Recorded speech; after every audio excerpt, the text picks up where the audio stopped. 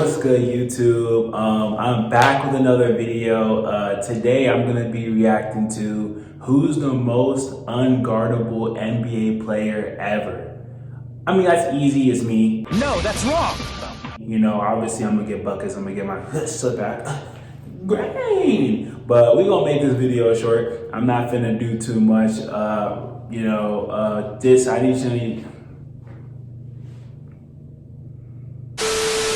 I just need you guys to like this video, subscribe to this video, and show us some love. If y'all have any suggestions down below that you want to give me to watch on the next video, I'll get it done. And further ado, run my intro.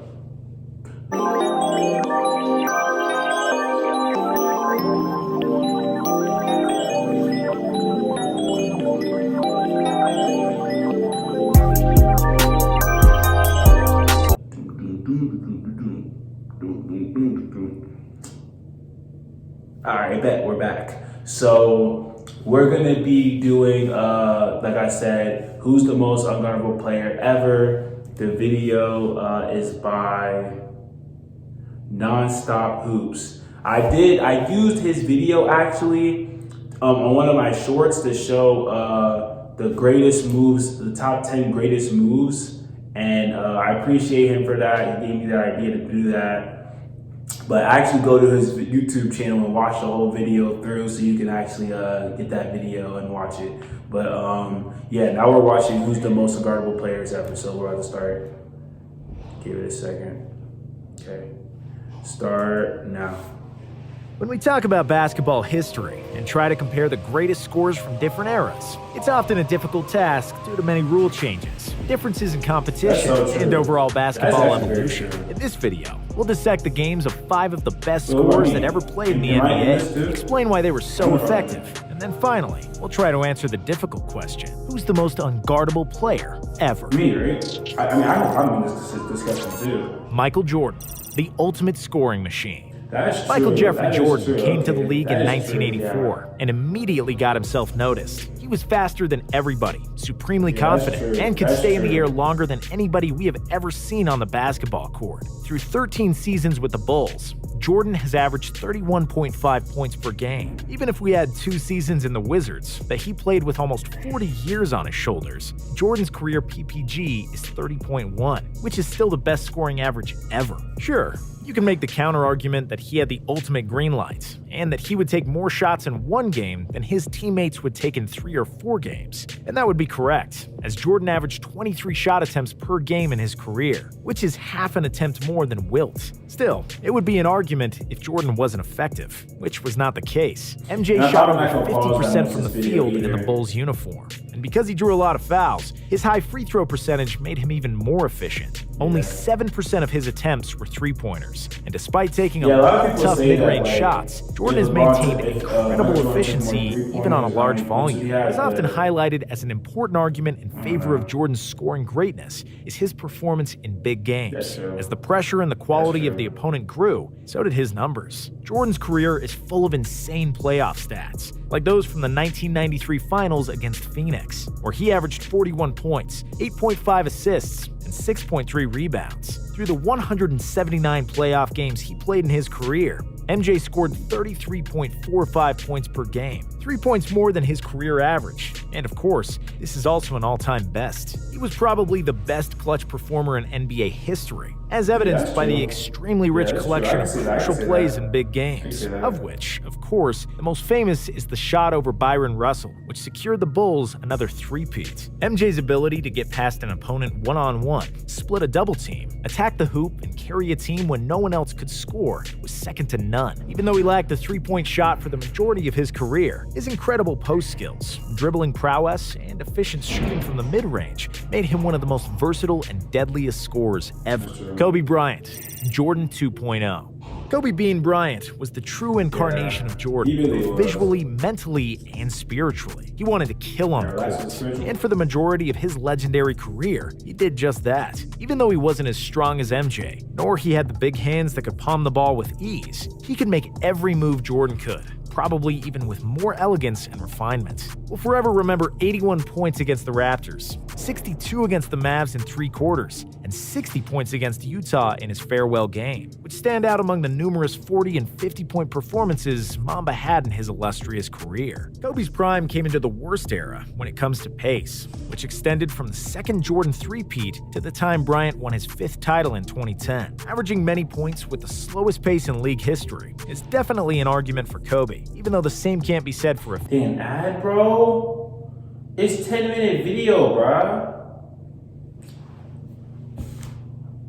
Bro, okay, bro. Chronology is not that tough, bro. We're back. Nah. Be said for efficiency. He did shoot and make twice as many threes as MJ did, but the accuracy was the same. Kobe also shot less than 45% from the field in his career, and there were times where he was heavily criticized for shooting too much and not passing the ball. His true shooting percentage is 55%, compared to Jordan's 57%, and his 36 per 100 possessions are worse than Jordan's 40. So, even though he was probably even more skilled than Jordan, you have to give the advantage to Mike, who won 10 scoring titles compared to Kobe's 2, and he also edges Bryant in both traditional and advanced stats. Kevin Durant, a 7-foot shooting guard. Just when Kobe was winning his last championship, another scoring phenom was emerging. From 2010 to 2014, he won 4 scoring titles and firmly established himself as the most unguardable scorer in the NBA. Kevin Durant coined the term unicorn, which is interesting because he's a unicorn himself. The world has never seen someone that tall to handle and shoot the ball like KD can.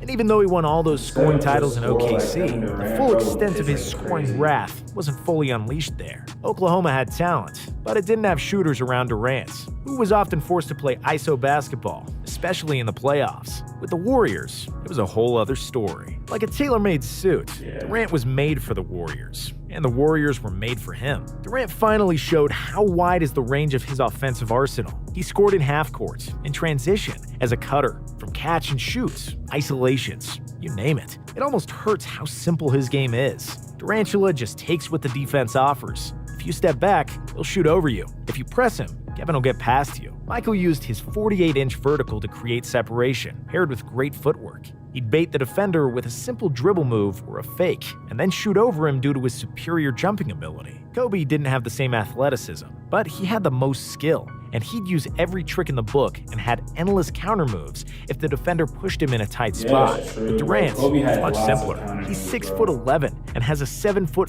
wingspan. With such length, KD doesn't need some fancy dribble to get an open look, because all the looks are pretty much open for him. Durant's true shooting percentage is 62%, which is 5% better than Jordan's career numbers. Of course, KD benefited from the heavy usage of the three-pointer, which paved the way for great shooters like him to boost their efficiency. His 27 points per game is the 6th best scoring average ever, and in the playoffs, he's 4th all-time with 29 points per game. And because he's more efficient than Jordan, and because his points come so effortlessly, unlike Wilt and Kobe, I would put KD's scoring ability in the rarefied air of MJ, if not above him. James Harden, the mad scientist. James Harden, 2015, okay. when the Curry-led Warriors won their first title, only one team shot more than 30 threes per game. In 2020, there were only 3 teams that hoisted less than 30 shots from deep. In fact, the number of three-pointers attempted grew each year since 2012, when the average number of three-point attempts was 18.4. In 2020, it was 34.1, which is almost double. The average pace has also gone up, and the average NBA team in 2020 has 10 more possessions and 7 shot attempts more when compared to 2012. The offensive success of the Warriors has set off an avalanche that is now impossible to stop. Even though they started the revolution, the Warriors are not the central figure of the three-point renaissance. It's the Houston Rockets, with a game centered about one Renaissance man, the NBA's mad scientist, Mr. James Harden. Helped and encouraged by analytics and always innovative Mike D'Antoni, James Harden became an anomaly, whose style of play is something we have never seen. Could he really be the most unguardable player ever? Although Harden is a player who plays iso ball with a huge number of shot attempts, his game can't be characterized as selfish, because he plays within Houston's offensive scheme. The number of assists confirms this. Since he got to Houston, Harden is the 4th in the league in the number of assists per game. If he senses a defense collapsing, Harden will quickly pass the ball to the roll man, or to a shooter for a 3. Watching Houston play can be exhausting at times. to watch Harden dribble the ball for 15 seconds and then make a move. However, that also is by design. There are very few players who force defenses to make so many adjustments and are a real triple threat, through which the entire basketball system of one team can revolve. Houston plays like this only because James Harden is a magician with the basketball. His elite ball handling, great decision-making, mastering the art of drawing fouls, and a dangerous outside shot, his offensive arsenal is unlimited. He's arguably the most skilled offensive player ever, together with Kobe. Beard became almost impossible to guard. They'd take away his step back and channel him to the paint. Defenders started defending him from behind, which is as absurd as it is a compliment to Harden's skill. Harden will never be a fan favorite. He flopped too much in the past. He dribbles too much and draws too many fouls, which kills the flow of the game. You may not like him, but you have to respect James, because his moves are basketball poetry. In the 2018-19 season, he went ballistic and scored over 30 in 32 consecutive games. 50 or 60-point triple-doubles were not a surprising stat line anymore, nor was him shooting 23s per game by himself. The Beard won the scoring title in the last 3 seasons. Since he got to Houston, he averages slightly under 30 points per game, which of course leads the NBA. And he's doing it effectively too. Because he graduated from the University of Daryl Morey, Harden takes a lot of three-pointers, or he tries to score layups or free throws. His true shooting percentage is 61%, which is better than Jordan, Kobe, or Chamberlain. James is scoring 39 points per 100 possessions as a Rocket, which is a point less than Jordan, but he averages 9 assists per 100 compared to Jordan's 7, which means Harden is generating more points than MJ. Could he really be the most potent offensive player who ever played, and the most unguardable player ever? Well, the advanced statistics would say yes. But basketball is not just a bunch of numbers. Unlike Kobe, whose numbers stayed relatively the same in the playoffs, or MJ and Durant, whose numbers improved, we can't say the same about Harden. Both his totals and his efficiency drops in the playoffs. And we all know that's when it counts most. And unlike other players on this list, Harden hasn't won a ring. He didn't even make the finals as the main player in Houston. I'm a big fan of James Harden, and I appreciate the innovation he brought to the game of basketball. And I applaud the fact he plays great defense now. He is definitely a great player, and one of the best offensive players ever. Until he can replicate the numbers from the regular season and win a ring, he'll always be behind the other players on this list, and some others as well. And to answer the question from the title, the most unguardable players ever are Kevin Durant and Michael Jordan. Both the eye test and the advanced stats would say so. Let us know in the comments if you agree. Yeah, I think that's right. I think I agree on that. Yeah. Okay, video is over. So I agree with that actually. I'm gonna give my opinion on that. Who I think the most unguardable player is. I think the most unguardable player is definitely Michael Jordan or Kevin Durant, but I think it really just depends on what you value the most as like being unguardable, because he didn't put LeBron on this joint, bro. Like, which is kind of crazy that you don't put LeBron in one of the most unguardable players, because who can guard LeBron? But you know, I mean, I feel like everyone hates on LeBron. No one wants to put LeBron in every category, bro, because you could put LeBron in every category. Even if you say three-point, who's the best three-point shooter? LeBron's not one of the best three-point shooters. I'm not saying that, but I'm saying, like, he could shoot, though. He could definitely shoot. And he's definitely, like, LeBron's just different, bro. That's why, like, you can't put him in these situations. So that's why I was going to say, yeah, Kevin Durant or Michael Jordan. Kevin Durant or Michael Jordan. But if you say overall, LeBron, bro. But you know what, we're not gonna get into this because you know we'll be here for a good minute. So I'm gonna end the video there. We react to who's the most unguardable player ever. He said that the most guarded player was MJ or Kobe. MJ or Kevin Durant. So give me y'all opinions, bro. Put it in the comments. Who do y'all think the most unguardable player is? Do you think LeBron's in that conversation? Put it down in the comments. See y'all later. Peace.